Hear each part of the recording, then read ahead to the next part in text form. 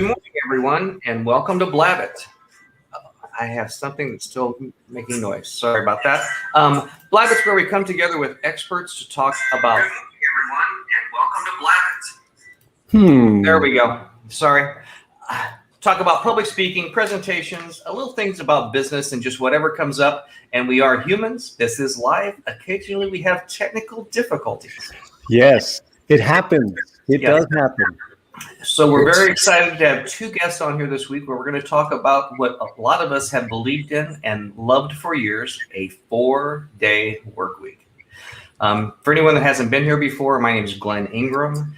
I've been working in coaching, teaching, mentoring people in sales and different types of persuasion categories for the better part of the last 2 decades. Paul, how are you today?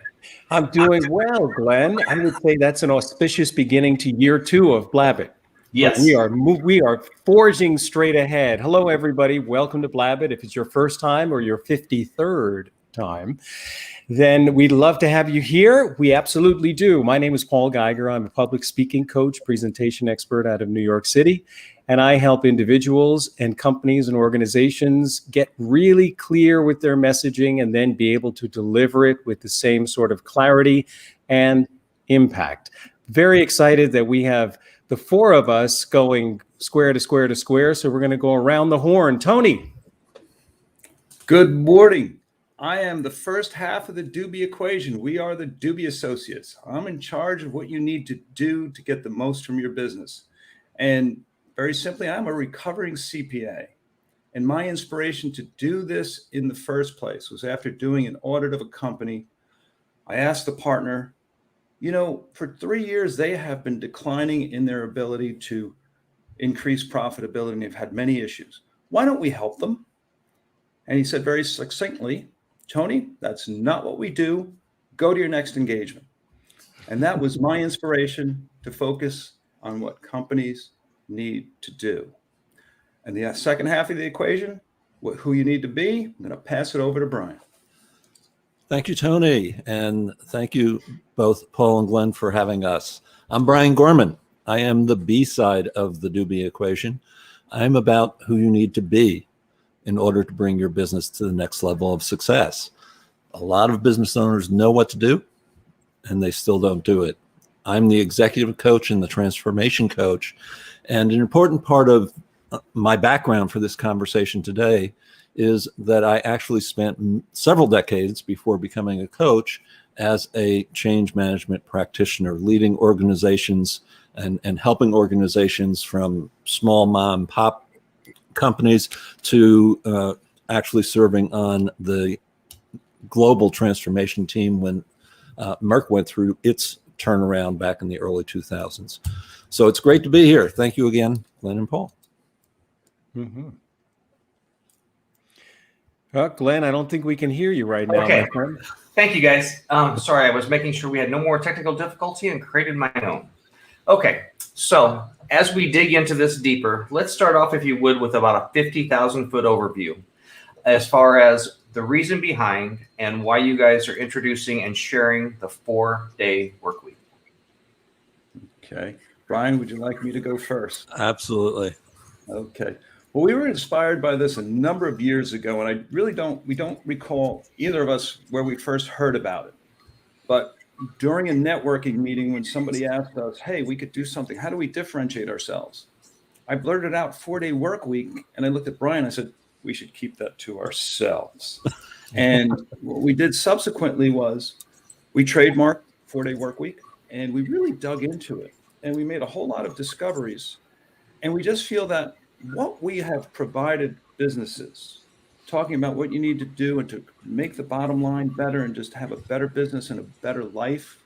We've always talked about the vision and your life as helping you find what you need to do in your business to have what you truly want.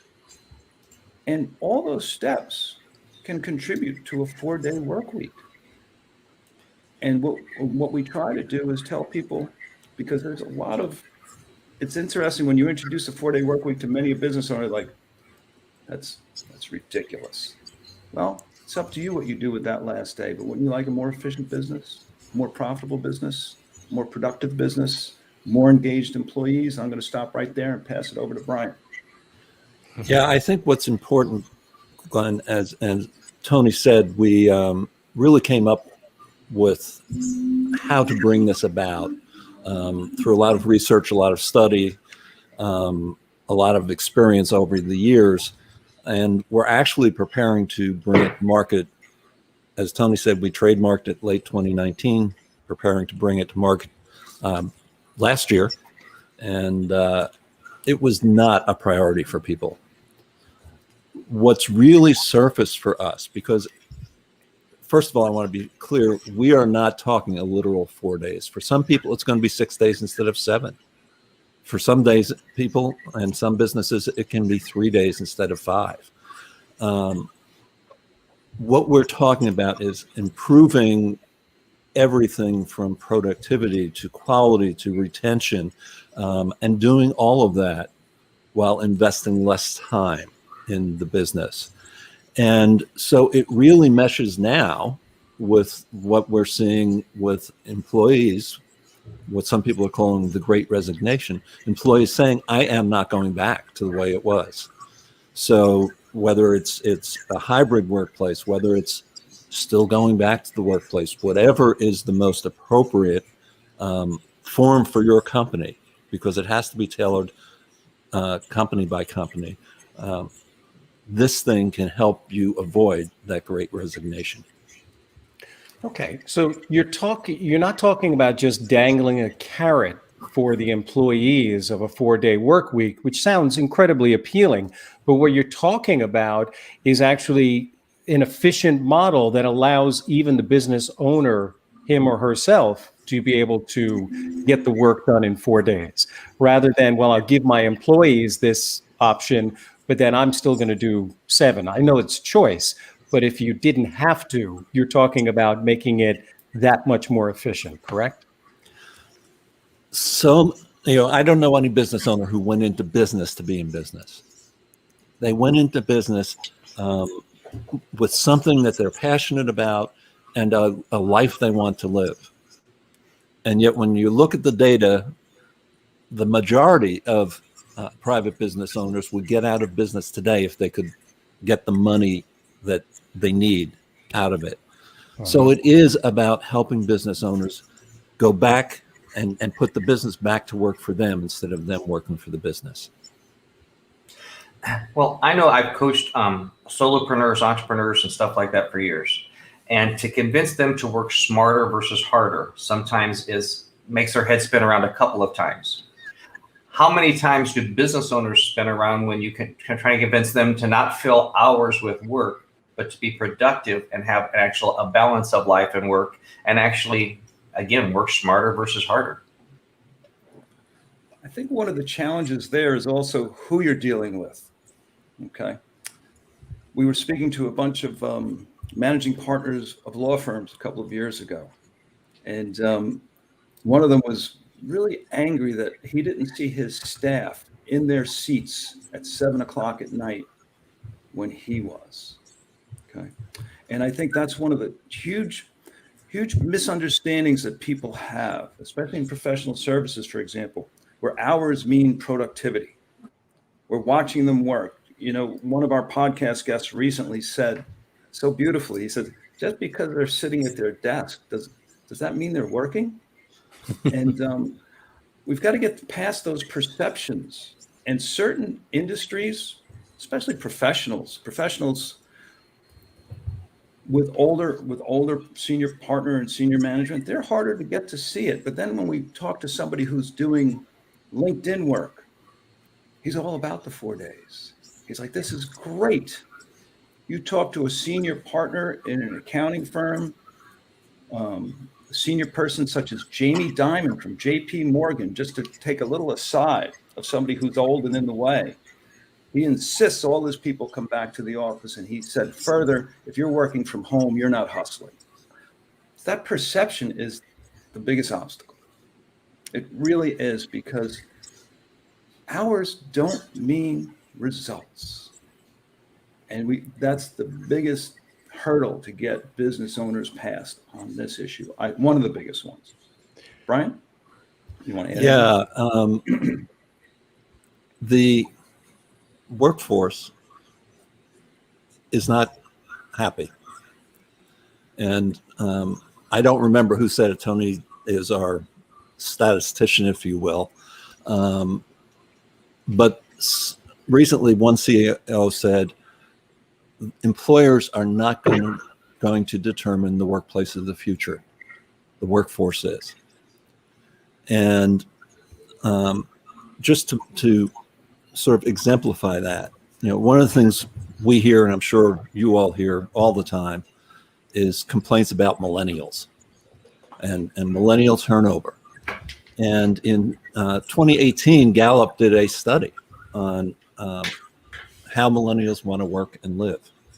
And I just want to quote the sort of essence of that study around work, because it calls for exactly what we're hearing in the workplace or from the workforce today.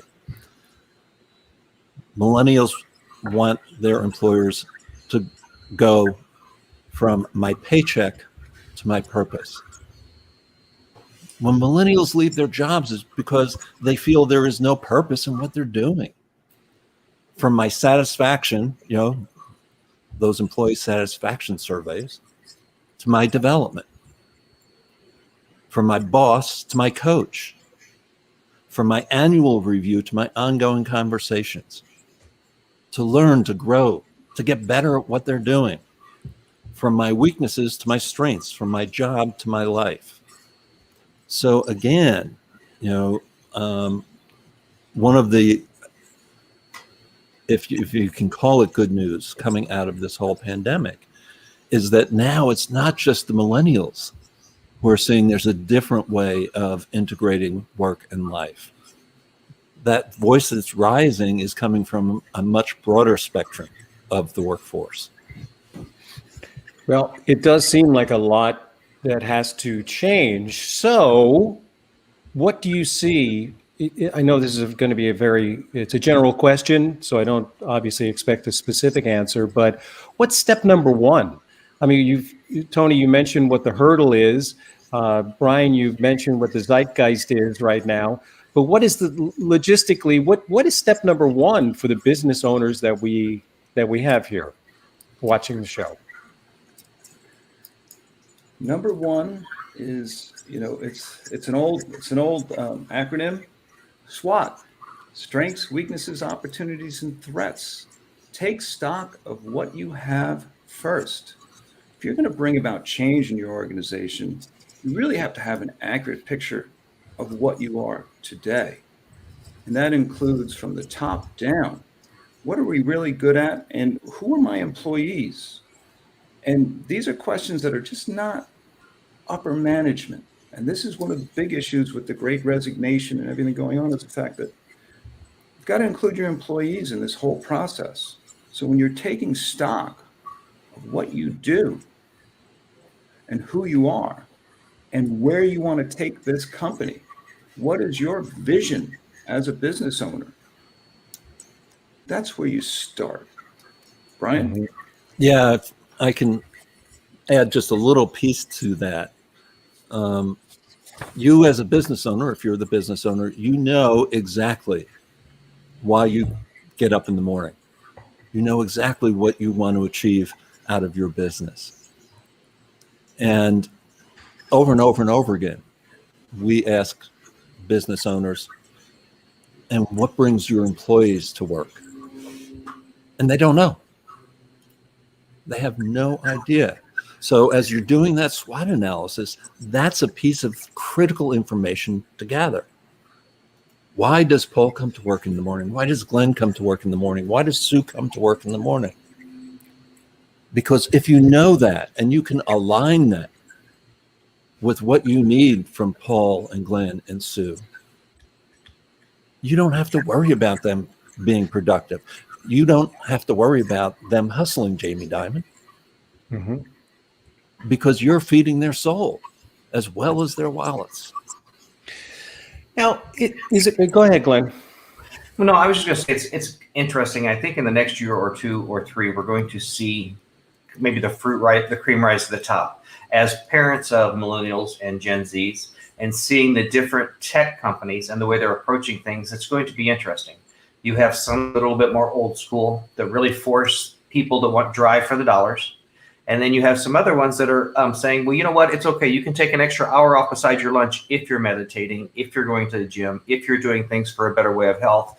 Now, you don't make as much, but you have a lot more relaxed, better lifestyle of a workspace. So it's going to be interesting, I think, in the next few years to see which one of those grow, which one of those have harder times finding people. I think some of them I've already seen that there's a reason when you give someone 25, 26, 27 years old a $20,000 hiring bonus, probably because you're having a hard time attracting talent. So, with those types of models, how do you guys see the transition and what type of our notices, or how are we going to see which types of those workplace environments are really going to be more effective as we move forward? Well, let me jump in here first and then pass the baton to Tony. Different people respond better to different work environments. One of the things we had on our podcast last year, CEO of a company that uses data analytics and personality profiles, I guess you'd call it, to help organizations define and adjust their culture. And one of the things that they discovered fairly quickly is those people who thrived in the office really struggled working from home, by and large. Those people who were sort of the mouse in the back of the room in the office really took off at home. So it's going to vary company by company, Glenn, but I think what's important for business owners to consider right now is that those employees who are most able to adapt to change and know what they want are going to be the first ones out the door if you don't give it to them. We just had one of our clients who said, well, we'll talk about it, to a woman that he had just promoted to a position directly under him. And she was looking for more money. She was also looking for that kind of flexibility to spend time with her infant. He said, well, we'll talk about it. And 2 weeks later, she was gone. So is there a trade-off? Let's flip this around for a moment to the employee's perspective. Should employees or people who are out there seeking a better opportunity, should they expect there to be a trade-off in terms of less hours, more productivity, but less pay? And also in regard to jobs that are in regional urban centers that traditionally would pay more.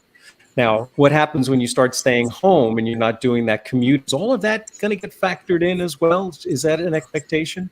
Tony, what do you think? It is so interesting to see the different responses from different companies, because you can't avoid the hybrid workplace and working from home. But, for example, Google, Apple, Google has been very active in saying, well, we're going to reduce your salaries. You don't work in Manhattan anymore. You've moved to Eastern Pennsylvania. We're going to cut your salary. Apple had a similar response. But what's really cool is some people get it and some people don't. Wildbit, for example, she said, no, we're not lowering people's salaries.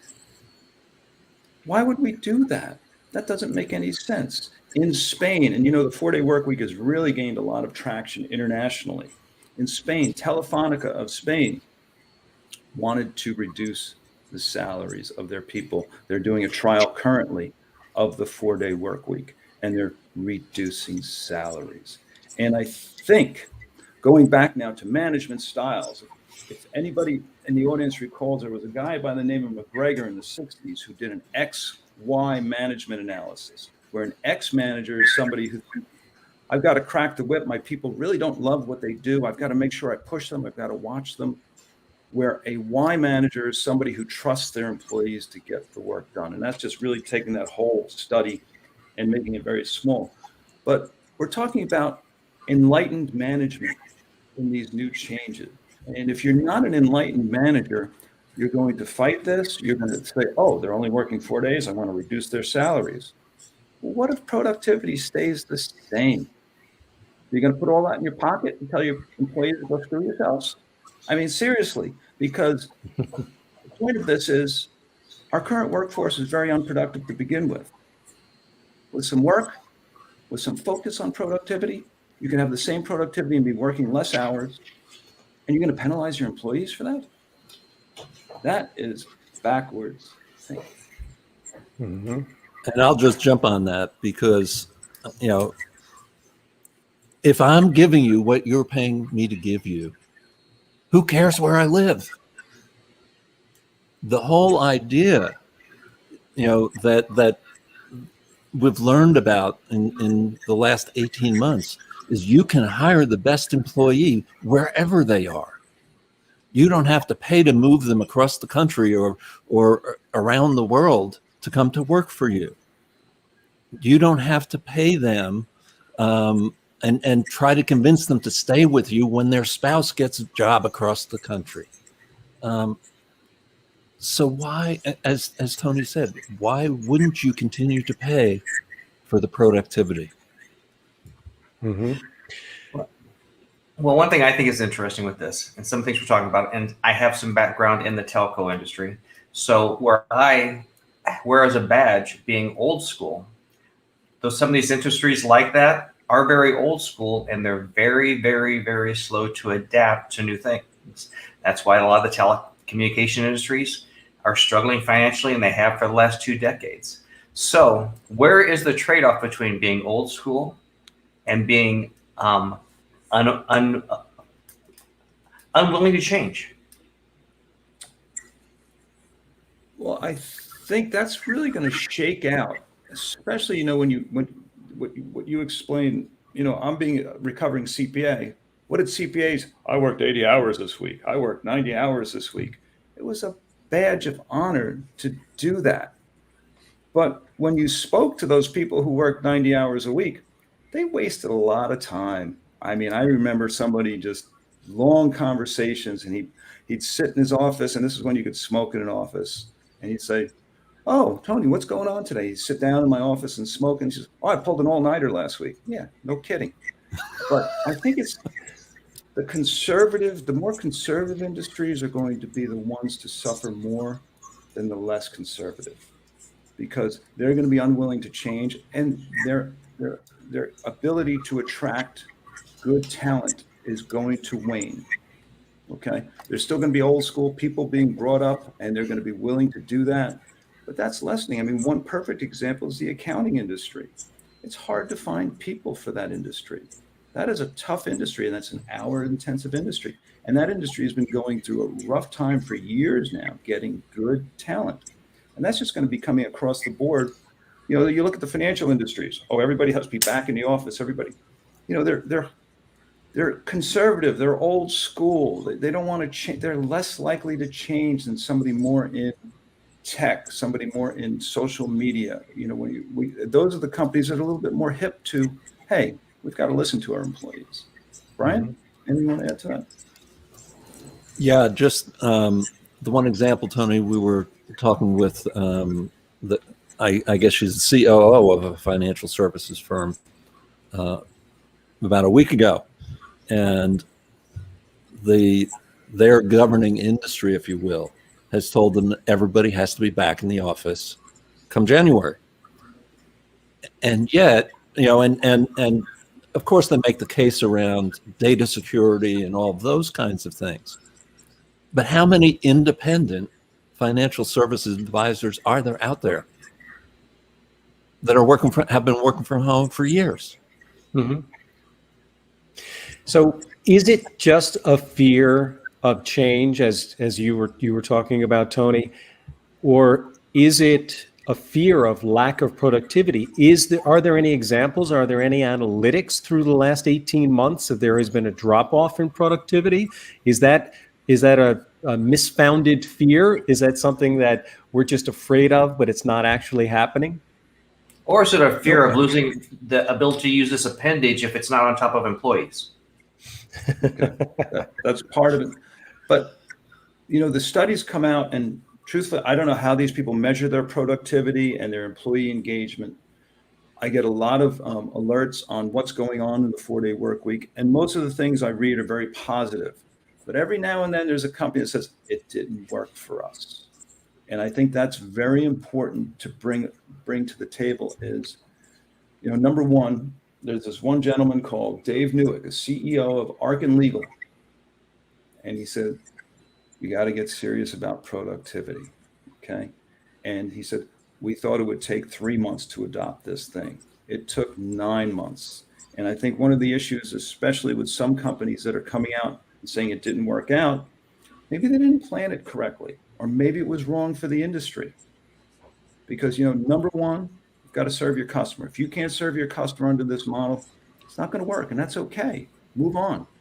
We're not trying to force it into every industry. So I think those things. So what we've seen is, yes, there are companies it doesn't work for. We don't know the reasons why. The studies that are published don't really give us enough information to find out, did you plan it right? I mean, I saw one announcement, I forget the name of the company, said, we announced we're going to a 4-day work week today. Okay. It's not coming, it's just here. And people, one of the first questions people ask us, so you're compressing 40 hours into 4 days? No. That's not what we're talking about. And so if somebody comes along and says, we're going to 4-day work week, what's going to be the assumption? Oh, damn, I've got to work 10 hours, 10 hours a week. Right. And I think it's so the fear is real. And absolutely, it may not work for your company. It depends if the employees want it. One company in particular said, we had people, perpetual guardian. This is the leader, Andrew Barnes and Charlotte Lockhart of Perpetual Guardian. Andrew wrote the book, The 4-Day Week, that came out at the beginning, just before the pandemic. Some people left, but productivity went up. Employee engagement went up when they moved to a 4-day. And they started doing this back in 2018. They took some time to put it together. And I think that's one of the keys is, as a leader, you have to manage your expectations on this. This is we're going to 4 days. It's going to take time, and you must include your employees in the process to make it work. So if you're an old school manager who doesn't ask your employees what's going on and refuses to do that, that's also going to get in the way of this, because it's your employees who have to buy in, not just you. Well, we all know how hard change is, and, just transforming or just the amount of loss that goes into change. Are we all experiencing a little bit of a hangover after having forced change put upon us? There was no board meeting that said we were going to do this for any of the businesses. It was just suddenly the rug was pulled and everybody had to find their footing after that moment. So are we experiencing a little bit of a pendulum swing? Are we experiencing a little bit of pushback, or is it, that's it, horses out of the barn, get used to it now? What would you say? So I think, Paul, that again, that answer is from one end of the continuum to the other. When you hear the Jamie Dimons of the world say, you have to come back into the office, I don't know where that came from. And, clearly he is an old school manager and leader. He has lots of real estate that he's been paying to sit empty for a long time. Mm-hmm. On the other hand, and again, Tony is our sort of statistician on all of this, but there are companies who went virtual and across industries, including, manufacturing and so forth, went virtual, went to 4 days. And they're saying, just very simply, we've found our new, new working place. We're not going back. What I'm interested in is how much you guys have to play counselor when you're trying to get people to understand how to do the transition. The reason I'm asking is I worked in a large sales environment that was like you guys talked about. You must be in the office in the morning. You must be in the office in the afternoon. And in trying to explain to middle management and upper management, does what matters? How many times you work, or if I work 30 hours and I do 4 times the productivity of the next person, what's more important? So they said, okay, we don't have to do that. But now at the end of every day, you need to spend 30 to 45 minutes filling out this report. And it's like, we didn't gain anything, guys. So as they transition, how do you counsel? How do you help people understand that with growth also comes some maybe lack of restraint?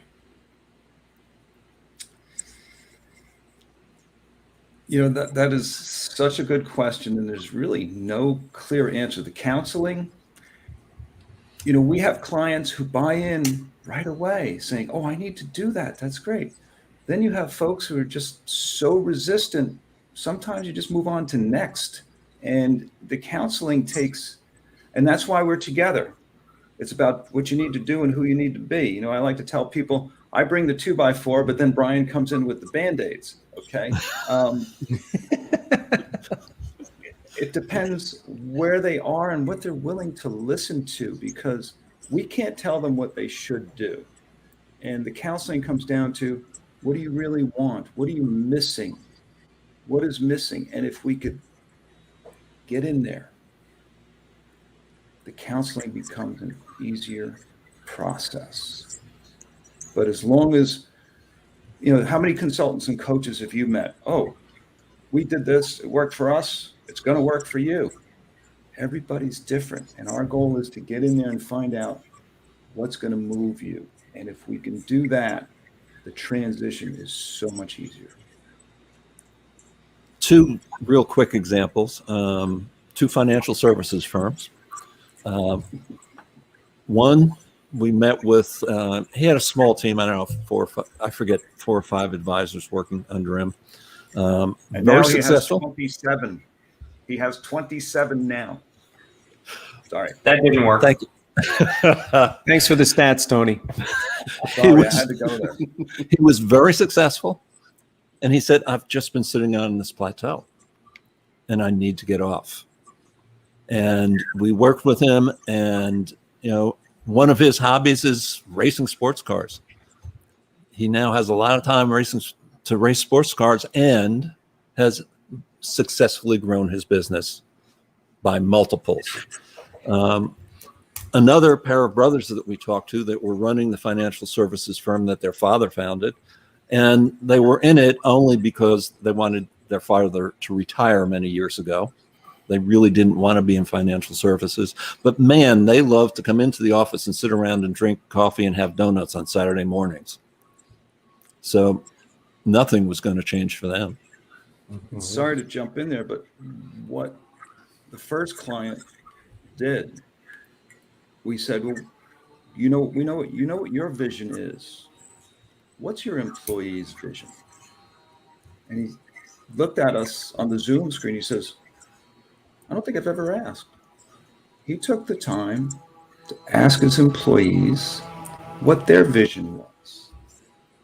And again, now he has 27 employees because he asked them what they wanted and they joined him on the journey. One of our podcast guests a while ago said, we asked him how he grew his company. He says, well, I had a vision, but then I hired an army to help me achieve that vision. And they believed in my vision. Change comes from, you asked me earlier, what's one of those first steps? Another first step is being very transparent. What you want, what our business is today and where you want to take it. Asking your employees, do you want to join me? And how do you want to join me? What do you want your role to be? Mm-hmm. And now that will take off. That will take off if you mean it. Yeah, that's a very insightful question to ask of employees, because as I'm listening to you say that, Tony, I'm thinking to myself, well, as an employee, as we all know, certain boxes need to be checked just in terms of emotionally how you feel about the situation you're in. So it definitely checks off the box of having impact. It definitely checks off the box of feeling like there is growth opportunity.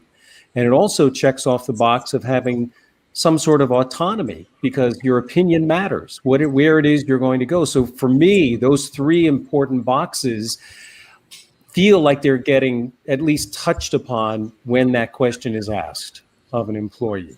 So I really like that bit of advice. I'm gonna write that one down. Okay. Well, and how many times have we talked about and had different conversations on here, Paul, about having total buy-in and everyone is on the same page moving forward? It's a lot easier than to pull people behind you. Mm-hmm. Absolutely. Brian, what were you going to say? I wanted to add, I don't know if Paul and Glenn, Bob Chapman. Bob Chapman is the CEO of a company called Barry Waymiller, and he now owns several other companies, but I believe this is where he started his career. And Barry Waymiller manufactures the equipment that manufactures stuff. So his employees are, they're real hardcore manufacturing factory workers, by and large. And he has a book. And the book is Everybody Matters, The Extraordinary Power of Caring for Your People Like Family. He wants his employees to go home every day feeling like they matter. And again, building on what you were saying, Glenn, that makes a difference on how people show up and what they do while they're there. We have a comment here from Brent that says, there's also the political correct aspect of the 4-day work week. Reduced travel to and from workplace, cost of driving is very productive and contributes to global warming issues. I can tell you personally, I was a big fan of the roads when I would travel to Southern California last year when people weren't in my way. So if everyone could in California, Nevada could work from home, I would appreciate it as I'm driving. No, he brings up a very good point. Many of the public sectors are buying into the 4-day work week, and right on the top of their list of why is environmental impact for the health of and another one that's interesting besides environmental is economic, and it's great how they word this. Well, everybody will have an extra day to go shopping and consume. As simple as that sounds, you might have something there, but the environment is definitely everywhere I read that, especially with the public sector. But the UK is really a huge effort behind this in the UK, and environment always is at the top of the list. Economic, and then personal health. Those are the three that the public sector are really putting out there as the benefits of a 4-day work week. And when you have that extra day off during the week, in a lifetime ago, had a career where I worked Tuesday through Saturday. My wife never called me on Mondays to ask me what time I was coming home from golfing. The benefits. So do you find that the 4-day work week is an easier sell or something that can easily be transitioned into with businesses that have gone almost completely remote because of the crisis? Is that what we're saying? In other words, it's a harder transition for companies that were so used to or still do have individuals in the office, in that office space?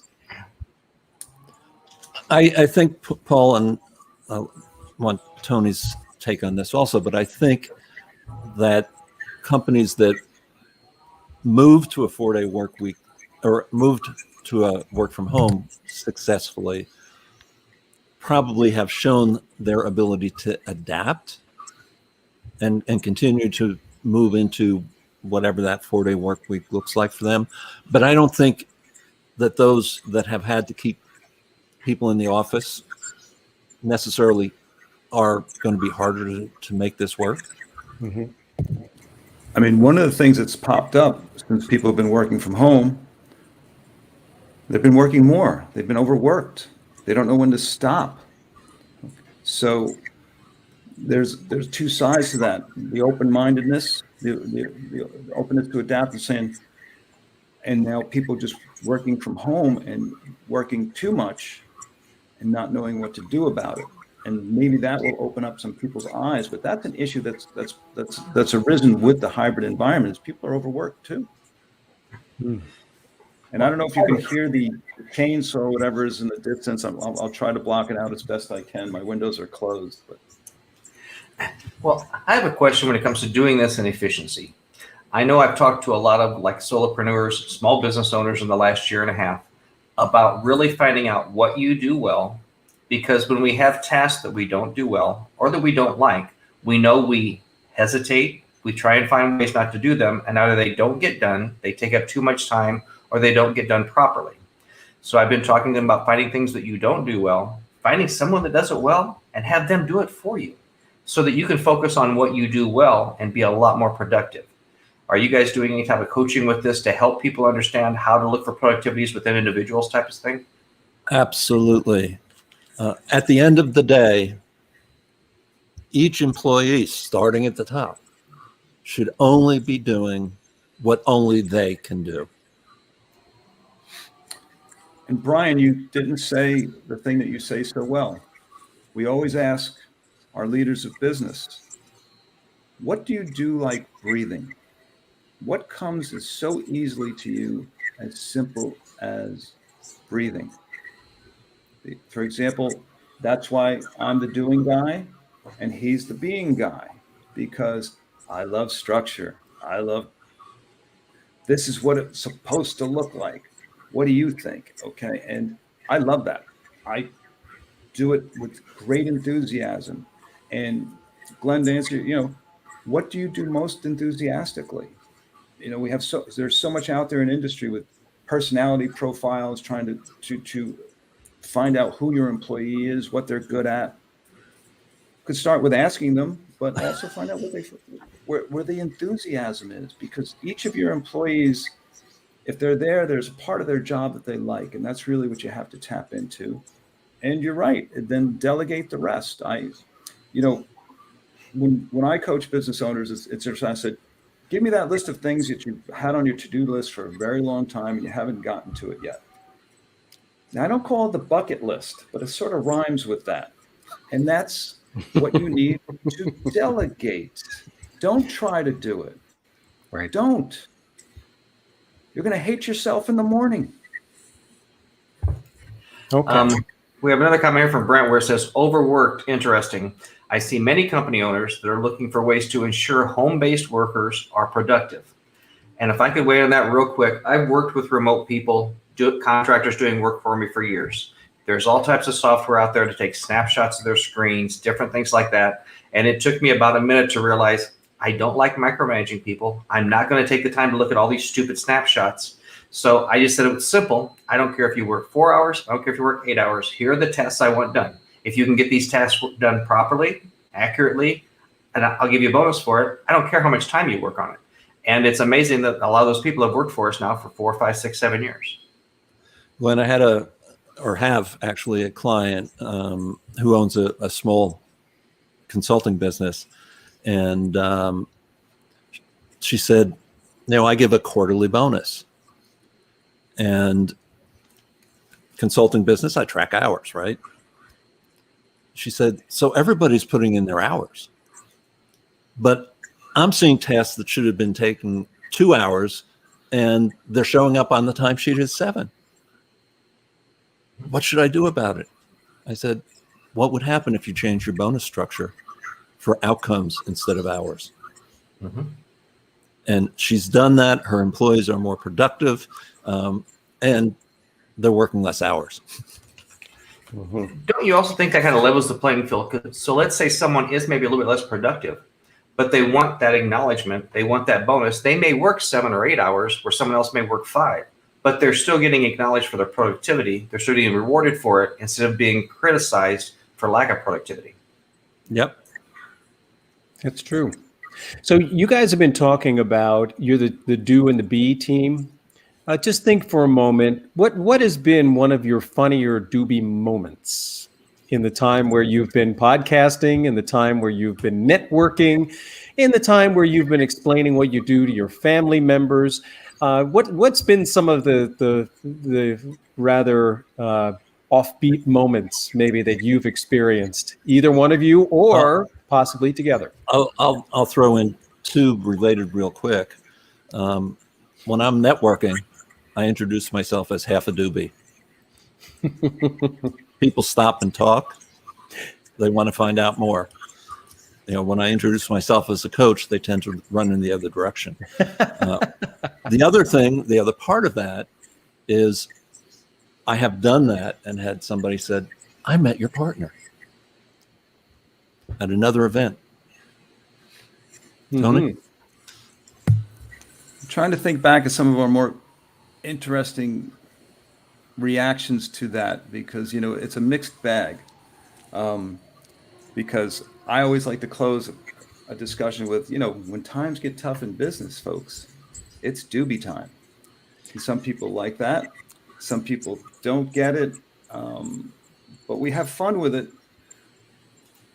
But, as far as something that we could share from consulting, just watching business owners, when you talk to them, like, for example, one business owner would take his customers' phone calls on weekends because he didn't want to bother his employees.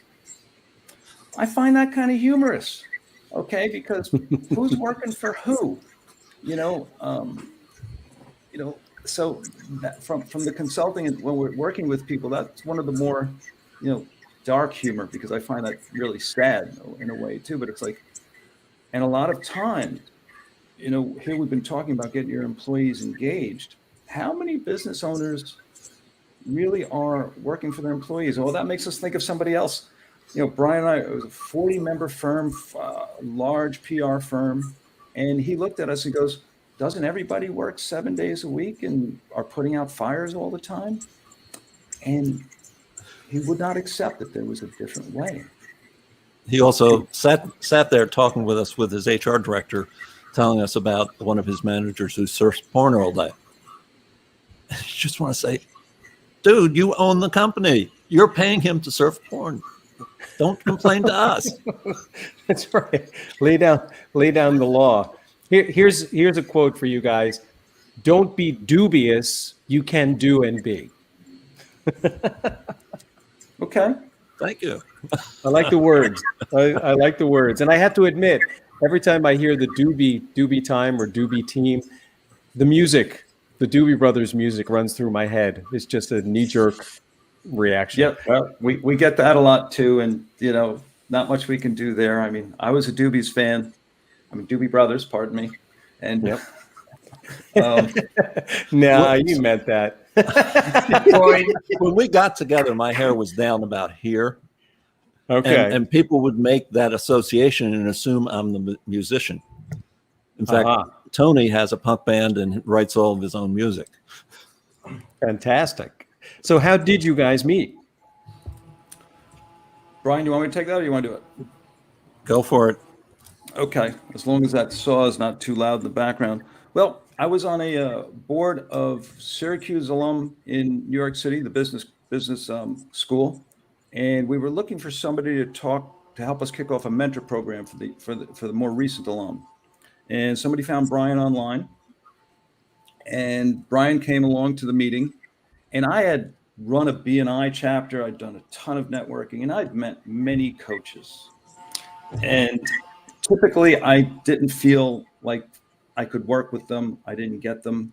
And Brian started off and he said, if you're going to ask somebody to do something different, Brian, what are they going to stop doing? What are they going to stop doing? Basically, if you're asking someone to become a mentor and to put in that time, what are you helping them stop doing so that they've got the time to do it right? So it was at that point I said, here's a coach that I really want to get to know, because I had difficulty working with clients who knew what they were supposed to do and still didn't do it. Okay. So we started having discussions, and Brian, so after seeing Brian present, I was impressed. Then he came along and watched me do a presentation, and we spoke a while, and that's how we got together. And the thing that binds us, Brian, you want to take it? What binds us more than anything? A couple of things. One is we really believe that together we can help business owners live into their vision. And we're both Eagle Scouts, as silly as that may sound. Ah, okay.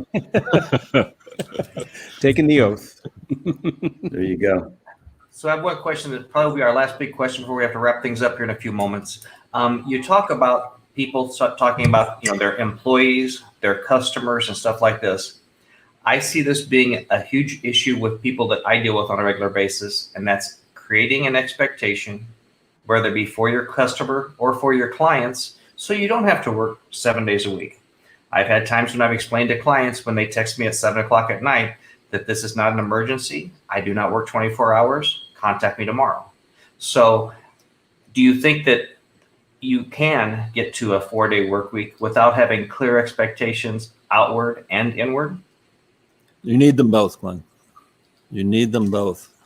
And as you've said, you have to train your customers too. Mm-hmm. I have one customer client who works 24/7. I can get an email from him at 5 o'clock in the morning. I can get an email from him at midnight on Saturday. And if it's not an emergency, I'm not even going to know that those emails came in. And if it's not an emergency, it's going to wait till the next business day. If that isn't the service he wants, he has to find somebody else. Favorite 4-letter word is next. But letting, again, moving to a 4-day work week, nothing could be more important than taking your customers into account first. Okay, can we do this over 4 days? And again, it could be some people work Monday through Thursday, some people work Tuesday through Friday. And if you're a 7-day business, that can be worked out as well. But that's the first place you start, because as Peter Drucker said, why does your business exist? To serve your customer. So that's the first place, without a doubt. Mm-hmm. So you guys feel at this point in time that our culture is more ready for this than ever? Is that true? I absolutely believe that, Paul. And I know you've believed it since 2019, this being the right way forward. But just like working so much virtually, working online, which is something I had been hoping for, dreaming for, it's a matter of the culture, the needle moving just enough to let there be enough light to allow this to really start to take hold. Where does culture live? Within us. It's within us. It's within your employees. You go into the office, you go into the factory, there are artifacts of the culture. But right. The culture itself is in the people. And the workforce is saying, I don't want that culture back. Mm-hmm. I want a new normal. All right. I'm sorry, one more, Glenn. I just wanted to make a point to what Brian had said earlier. It definitely is not, that sentiment is not just millennials talking or squawking. That's literally generational. Yeah. Right. So everybody listen up. From those of us that were ahead of our time and quite aren't millennials and have wanted to work like this for years, it's okay. It works. Yes, it is. That's right. It can be done. It can be done, folks. I know more impossible things have happened. So for anybody that would learn how to do and be better, what's the best way to reach you, gentlemen? Okay. Brian, you want to take that? So it's Tony at or Brian at BRIAN do-be associates.com. Our podcast, It's Doobie Time, is on Google, on Apple, on a number of different podcast platforms, as well as on our website, which is do-be-associates.com. And I'll turn it over to Tony to tell people why they might want to go to the website. Go to our website, check out the 4-day workweek page, take an assessment, send it to us. Receive a complimentary session with us to talk about what you want to do with your business. No pressure. We want to bring the value. And also, I just want to give a shout out to the real torchbearer of the Universal 4-day week drive, and that's Andrew Barnes of Perpetual Guardian. If you're digging this, folks, go to their website too, after you've gone to ours, but go to ours first, and sign the petition at 4dayweek.com. It's 4dayweek.com. Sign the petition. Join the rest of the world in in your belief that a 4-day work week is possible. So is it true that Doobie Podcast is really lighting up the airwaves? Pass it around. Pass it around. Well said. That's another good one. Thank you. We're going to light up the airwaves. Thank you, Glenn. Really appreciate that. That's a good one. Good. Thanks so much, guys. We really were looking forward to having you here on the show. You absolutely did not disappoint. I love the insights. And Brian, great to see you. Tony, great to have you on the show for the first time. It certainly won't be the last. Right, Glenn? Amen. This has been a blast. And I think it's something that a lot of people really want to learn more about. And some may want to sink their teeth into. Great. Thank you so much for having us. Thanks, guys. Everyone, we'll see you back same time next week. Have a good week, everyone. Take care.